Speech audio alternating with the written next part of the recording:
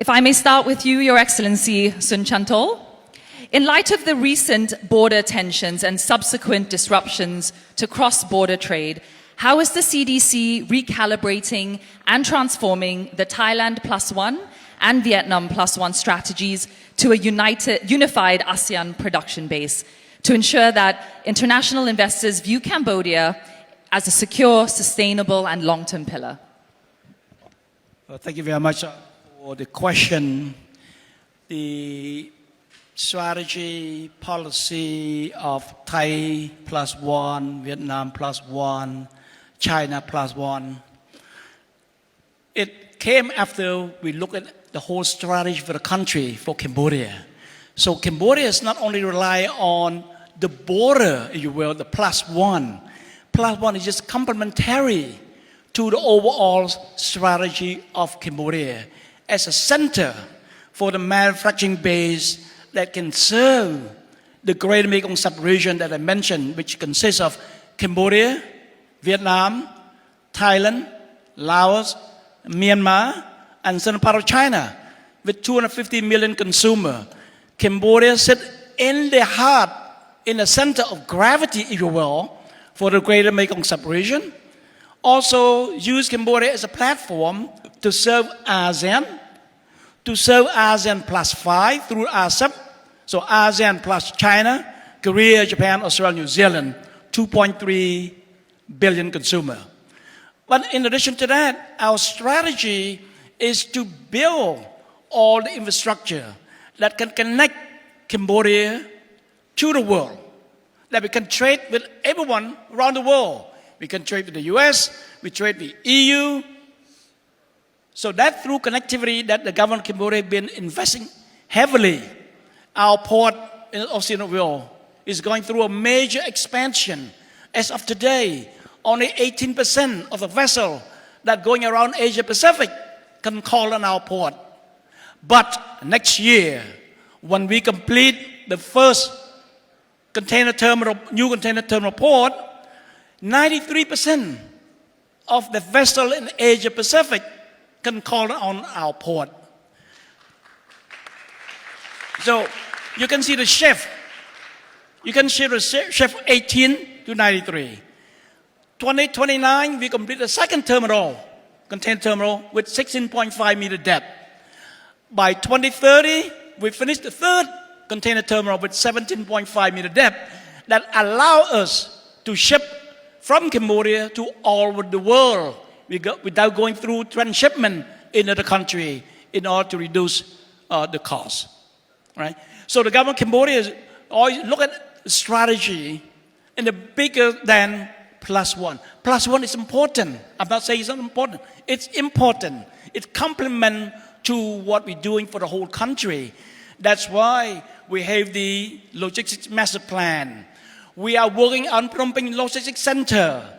We work on Sino World Logistics Center in order to reduce the cost of doing business in Cambodia to serve not only the +1, but to serve the whole world from Cambodia. Thank you. Thank you, Your Excellency. Your Excellency Cham Nimol. Given the volatility in current global trade protectionism, how is the ministry leveraging ASEAN integration to diversify Cambodia's export reliance and safeguard our key sectors like garment, footwear, and travel goods sectors? Thank you for the question, Ms. Deborah. It's always wonderful to see you in person. And before I answering your questions, of course, allow me to share my appreciation and the privilege in sharing a very distinguished panels, and especially His Excellency Deputy Prime Minister's energies, which is, believe me, it's not sustained by caffeinated beverages. It's truly infecting, and I'm sure it's radiating across the rooms, and therefore I hope to share some of His Excellency's energies and Ms. Deborah's commanding voice as well. It's very much appreciated that we're here today. How we're looking, Cambodia is during the volatilities of the geopoliticals, whether it's actually borders closer to home, further off away from homes. At the end of all of that, we remain on 3 key positions. And that one is, of course, is continue to leveraging on the existing trade mechanism that we have in place. Of course, one of that within the ASEAN itself is the ASEAN trade in goods, of which Cambodia has just ratified the second amendments for the protocols to accept the instruments of instruction for that. So therefore, it is very crucial that ASEAN is utilizing to the maximums what has been opened up in the ASEAN trade for goods. That's one. And then within all of that is the upgradings of the systems, upgrading of our supplier, upgrading our supply chains. Now we're looking at Cambodia's being a supplier of tier 1s. In the next phase of what with the frameworks we're pushing for is actually supplying to becoming tier 2. And then in addition to all of that, of course, is regionalizations. You know, we're speaking on the global aspects of everything else, but you know, often enough, we look far out. Yesterday, I shared a similar message during the cocktail networking that, you know, it's while we're looking outward from ASEAN, we also need to look inwards. Intra-ASEAN has such potentials that's yet to be untapped. Just looking at our DEFA alone, if we're doing all the framework and implementing the framework right, we'll be able to double the revenue and double the economic growth. You know, we're looking at a 1 trillion to a 2 trillion. Those are very massive zeros following numbers. So they're massive in potentials. So to me, those are the 3 specific steps that during the votalities of it all, we need to continue the regionalization so that those who are exporting, whether you're asking about the garment manufacturing and apparels and all the other travels goods and footwears and all of that, it will depend on our abilities to upgrade all of those and vertically integrated the supply chain itself. That's what I mentioned earlier on moving from tier 1 to tier 2. And those who are in tier 2 will be able to move up to tier 3. So, and tier 3 would be more upstream, more on the designing, more on customizations and more integrated. Yes, instead of just looking at just the raw materials and all of that aspect altogether. So to me, those are the 3 big components in allowing us to maintain a very predictable, despite the unpredictability of all things, is that as well we maintaining the intra-ASEAN, strengthening our inner systems, or of course, exactly what His Excellency Deputy Prime Minister mentioned earlier, you know, whether it's ASEAN +1 +5, it's, whether it's Cambodia +1 +14, it will be very much the same thing. It's always about connectivity. It's always about the intra-regional maximization. So with that, I hope that responds to your question, Ms. Deborah. Thank you, Your Excellency. You two bring a lot of energy to the stage.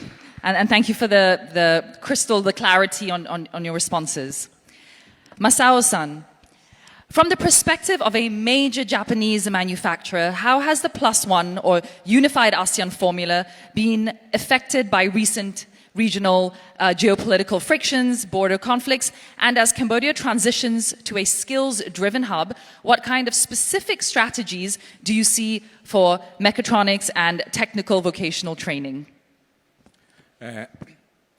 Thank you for the question. I'm Suematsu from the Denso International Asia. The Denso is the world's second largest comprehensive automotive components, and then employing the 160,000 people and in 35 countries, of course, including the Cambodia.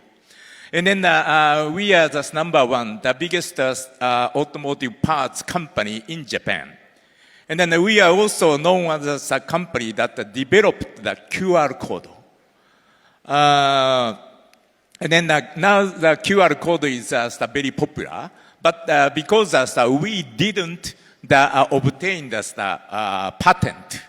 If we didn't get the patent, if we get the patent, maybe the QR code cannot spread, I think. And then so we entered Cambodia in 2013 and have now fully transferred the production of radiators which is engine cooling components.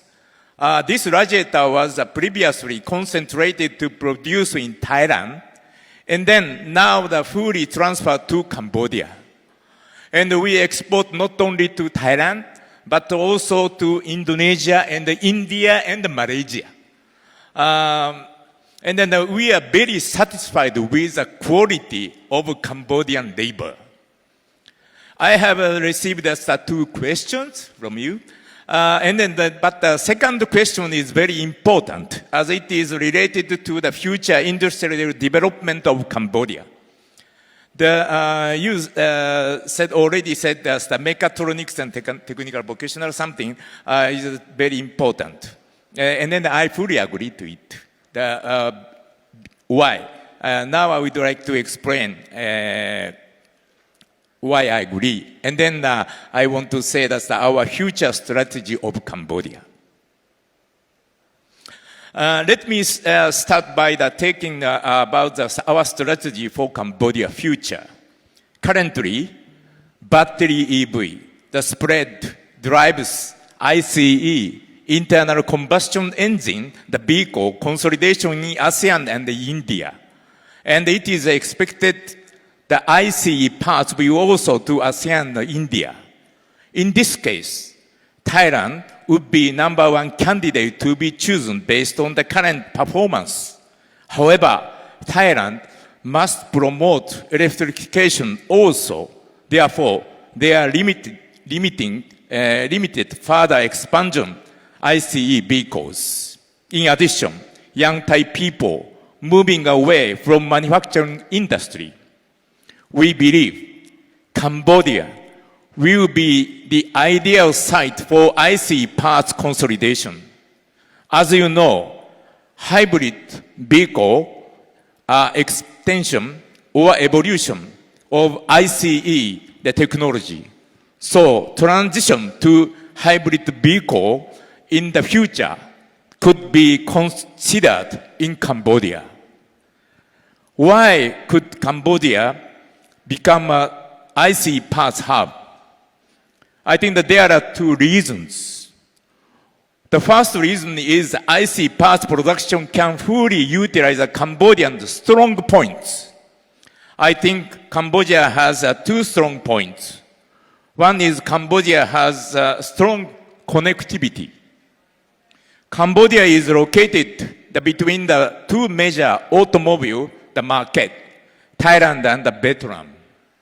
And Cambodia is a key center of logistics, infrastructure, and economic partnerships such as FTA, AFTA. This means Cambodia is effectively located in Thailand and Vietnam and needs its own standalone supply chain. The second strong point is Cambodia's suitability to automobile parts manufacturing. We started the production in Cambodia 2013, and we found out that the Cambodian people have a very strong sense of cooperation and teamwork, and a high concentration and perseverance and patience for detailed work. Another reason for becoming ICE parts hub is that the automotive parts industry is equipment intensive, not labor intensive, and don't require the large number of direct workers. So it is suitable for Cambodia, no large population.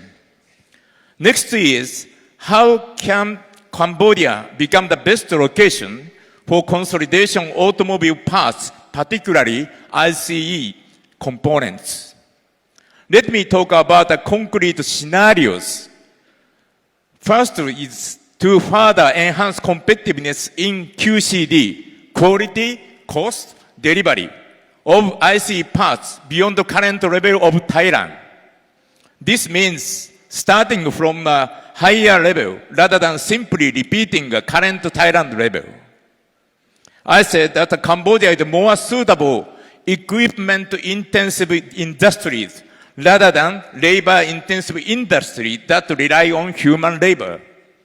Furthermore, in the future, manufacturing will start will shift from labor-intensive physical factories where people play the central role to equipment-intensive smart factories that utilize digital technology, such as cyberspace. To realize such smart factories, it is necessary to learn, practice advanced technologies, such as advanced digital and mechatronics capability to do more evolved robotics.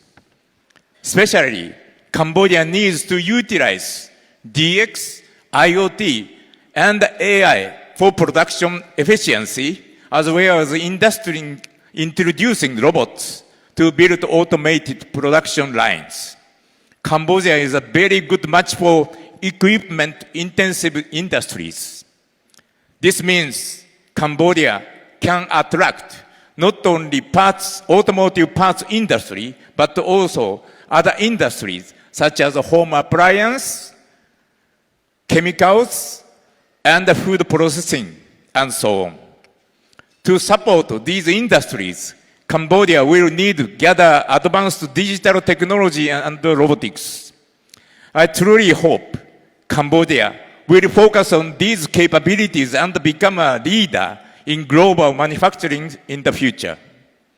To achieve this, it is essential to intentionally and proactively develop and cultivate people manufacturing talents capable of operating in smart factories through technical and vocational training. Please focus on the training talent specialized in advanced digital technologies and robotics. I'd like to ask the government of Japan, JETRO, Cambodia, JBAC, and the Japanese private sectors to take responsibility to helping in this important role. This is my opinions.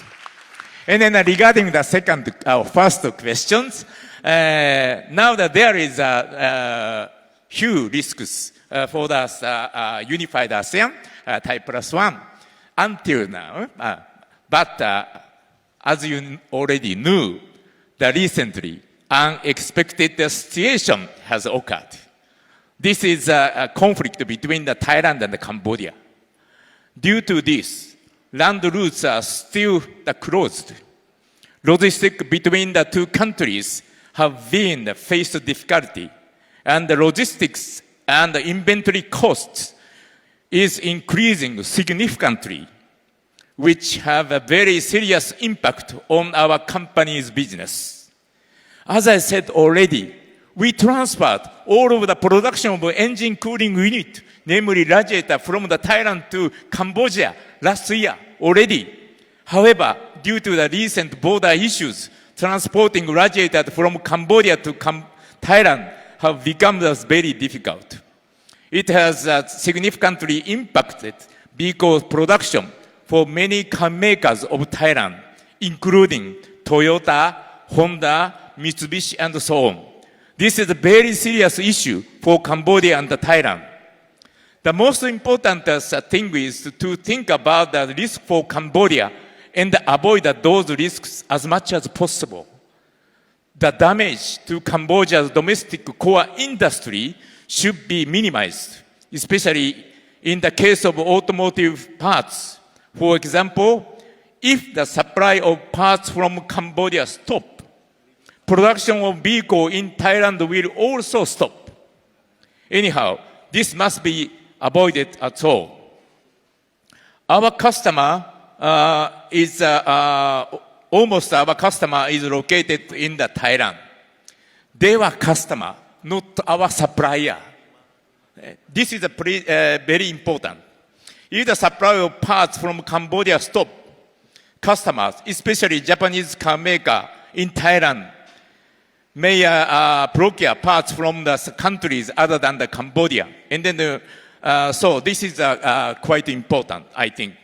From the geopolitical, in other words, economic security viewpoint, it is very clear. I would like to propose the following two concrete measurements. Firstly, we would like to request a partial reopening of the border. We don't want all trucks to pass through, but we would like to accept limited companies truck to pass. That have very large impact on the Cambodian economy. We believe that a similar request from Thailand should be accepted. So I would like to ask for special discussion with the Thai government to ensure that this is a win-win for both sides. The second point is supporting for increasing the logistic costs. With the land routes closed, we are using the sea transport, which costs nearly twice compared to land transport. We found the Cambodian port handling fee are higher than Thailand. We would greatly appreciate government assistance, particularly in supporting port operations to reduce handling costs. As I said, Cambodia is expected to be major supplier of automotive parts, but our main customers are located in Thailand. Customers are free to choose their suppliers. On the other hand, it is almost impossible for suppliers to choose their customers. We would like the Cambodian government to understand this point and provide strong support to protect automotive parts industry in Cambodia. This is my opinion. Thank you very much. Thank you very much, Masao-san, for such a detailed walkthrough of a company like Denso in partnership with Cambodia and that shared vision and goals. Mr. Rap. Excuse me, may I Would you like to? respond a little Yes. bit, if you mind, because this is really important what he mentioned in his speech. First of all, we appreciate very much your investment in Cambodia, okay? And I'm looking forward to meet you after this panel to approve your investment for the ICE part in Cambodia. Okay, we're ready. We're ready to support you real quick. It's important, because our strategy, in order for Cambodia to achieve the Vision 2050, to become a high-income country, we need to diversify our economy. And the sector that we're looking for is electronic, automotive industry, like you mentioned. So we're going to work very hard to support your industry, your sector. So after the panel, talk to me, we approve your project, okay? For you to invest in Cambodia. And in term of technical training, may I inform the audience that the government of Cambodia has a program to train up to 1.5 million youth from the poor family on TVET. So we started in November 2023, and as of now, we train over 100,000 youth from a poor family on TVET.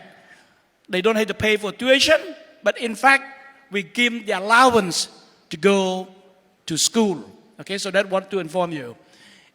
On border, you mentioned on border, okay? Cambodia is ready anytime to reopen, but please talk to Thai government. If they open, we are ready to open in order to facilitate the Thai Plus One. That our respected leaders been working so hard to achieve this. So the border issue is important. We are ready to ensure that the good can flow in and out. That's why we have ASEAN Economic Community. That's why we have master plan on connectivity to connect from one members to another members. But today that connection is disconnected. So, but we are ready. So please inform the government of Thailand to look into that. In terms of cost of the port, I will take your question, your request to talk to our port to see what can we do when the land transport is closed in order for you to continue to expand, to employ the Cambodian people, to supply your part to all over the world. So let me take that your request to discuss with our port. Okay, but first of all, let's invest let's expand the operation in the ICE. Cambodia will be yeah. the hub Yes. of ICE part. Thank you very much. Yeah. Thank you very much, Your Excellency. Thank you very much. And then we are very appreciate if you meet our high expectation. Thank you very much. And this, ladies and gentlemen, is how you conduct diplomacy and business on stage with an audience. Wonderful. Thank you, Your Excellencies. Great responses. Mr. Rath, to jump to you now with this question. To truly facilitate a unified ASEAN strategy, capital must flow as seamlessly as goods. So how can ABC play a role to facilitate regional banking partners to create specialized trade finance instruments that specifically incentivize MNCs to relocate their midstream supply chain components to Cambodia? Okay, thank you for the questions. I want to approach this question from a perspective of myself, one as a chairman of the Association of Bank in Cambodia, and also as a country head and CEO of Maybank Cambodia as well. I think in terms of the trade integrations, Cambodia pretty much have integrated with the regional trades, which now is at 60 billion US dollar.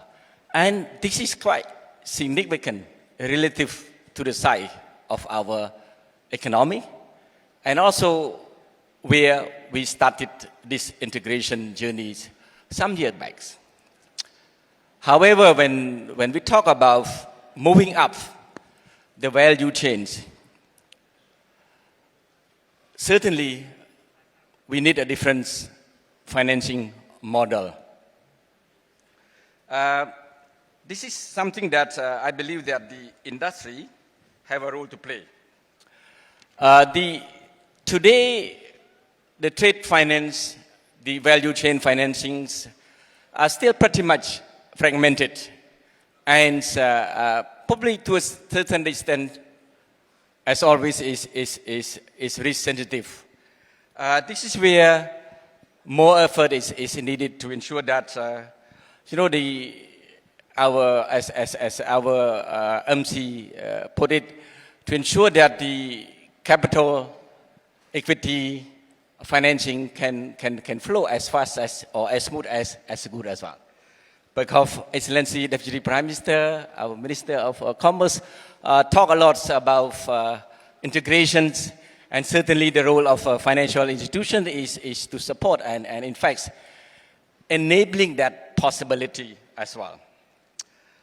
In terms of the industry itself, probably I want to touch on three areas where I believe that as the industry, we can step in to reshape the market. The first one is on the standardized supply chains finance practice across the industry, across the bank, looking first onboarding as well as risk management framework to ensure that the documentation, the onboarding, the risk management frameworks, probably the difference is not significant between financial institutions.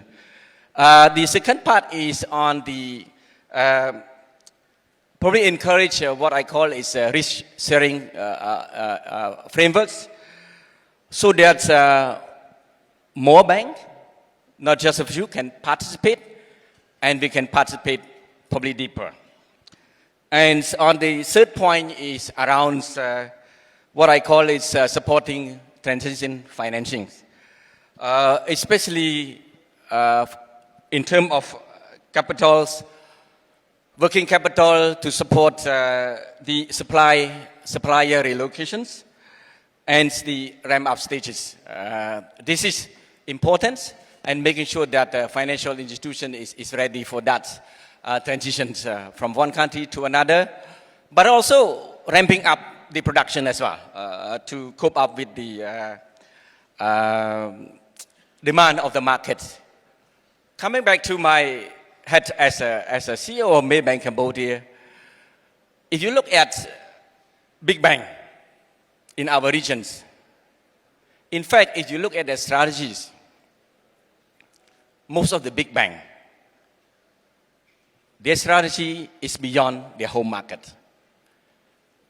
And all of this big bang fortify their presence in ASEAN to seize the opportunity that the regions presented, either to attract more investment to the region, but more importantly, to capture the intra-ASEAN flow. In the case of Maybank, which is one of the top regional bank with presence in 10 ASEAN countries, we understand this. And our strategy, in fact, focus very strongly. What we call is our home, our backyard. ASEAN is our backyard. And as such, the bank have prioritized the structured financial solution across the regions, including cross-border guarantee, supply chain financings, and receivable discounting tailored for MNC. There are entering emerging markets like our region or moving within the regions. And in fact, at my group level, we have already piloted this solution, I call bespoke solution, in a couple of markets that we are in.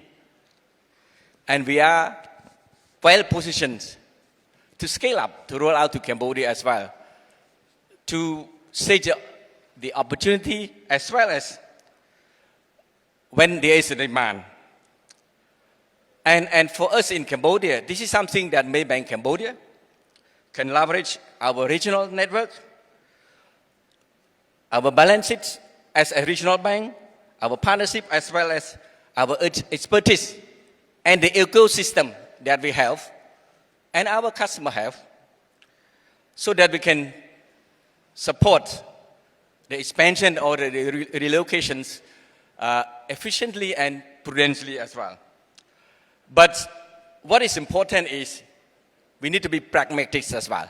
So the goal is not, probably I won't call it a rapid transformation, but gradually, moving away from, moving beyond what we call infrastructure ready to a more financing ready within the country and beyond the border. Thank you very much. Thank you, Mr. Routh. And Mr. Bo, for a truly integrated ASEAN, the open skies policy is essential. What are some of the specific regulatory bottlenecks that must be dismantled to allow low-cost logistics to truly empower the +1 or unified ASEAN strategy, especially for SMEs? Thanks, Deborah. I'm glad to hear when His Excellency Sun Chanthol, who basically explained the vision of Cambodia, where he mentioned many initiatives that the Cambodian government is taking.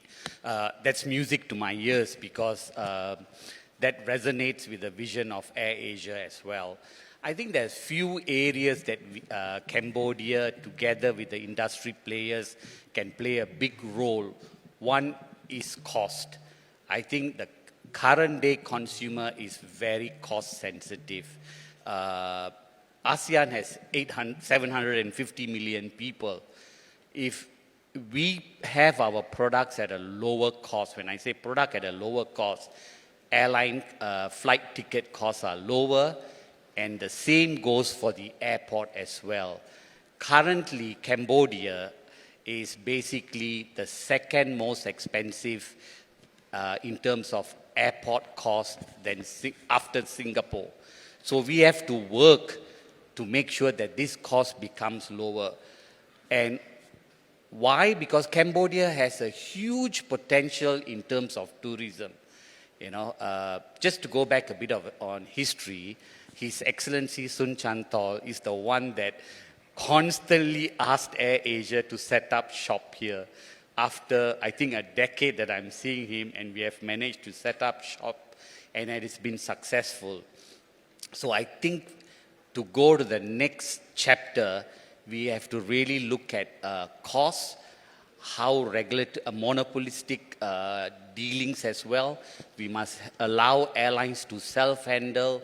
We have to relook at fuel tax costs so Cambodia can be as competitive as other ASEAN countries. And the next one is basically human capital. This was music to my ears when His Excellency said about TVET. The aviation industry is growing double-fold, and we need engineers, technicians, and a lot of aviation workforce. And I think this is something that we seriously should look into instead of a lot of Cambodians going and working outside Cambodia. So this is a great opportunity, and I hope that we can work with the government and the relevant agencies to make sure that the cost is low in Cambodia and to make this really a tourist destination. Thank you. Thank you for that very insightful comments. Okniatan Ki Meng. So you've witnessed the success of Malaysian companies such as Maybank and AirAsia, both on stage in Cambodia. And given the recent 2025 tensions, how are you guiding Malaysian manufacturers to view Cambodia not just as a neighbor, but as a +1 destination for diversifying their industrial base? Thank you, Deborah. Yeah, first of all, my respect to Deputy Prime Minister, Excellency Sun Chanthol, and Minister of Commerce, esteemed guests. And also, first of all, thank you, Ning Oknya Kip Ming, President and CCC, and also ASEAN BAC for organizing this. This is frankly the third one, and I have privilege to participate in the 3 years in a row on stage with the key speaker. So this is the very open and also frank talking. So may you allow me to talk frankly to a certain extent. So first of all, I'm representing Malaysian Business Chamber in Cambodia. So I'm speaking for perspective of Malaysian +1. So what we think Malaysia is perfect candidate for +1. We have been in the market for 35 years. We have 5 banks here, we have AirAsia here, and also we know Cambodia better than everyone. So Malaysia have evolved from the SME to high-tech industry now. We have data center. We are very successful in chip processing. So just like what Deputy Prime Minister mentioned, and also our friend from Japan. So it's for Cambodia. Now Malaysia should look at Cambodia no longer a place for cheap labor. It's a regional integration of resources. When we're talking about integration, to be frank, I've been living here 26 years. A lot of foreigner investors coming here, they're still on the one-to-one basis. Mean they come out, set up company, they have to do everything for that country. If we talk about one ASEAN, why we cannot think out of the box?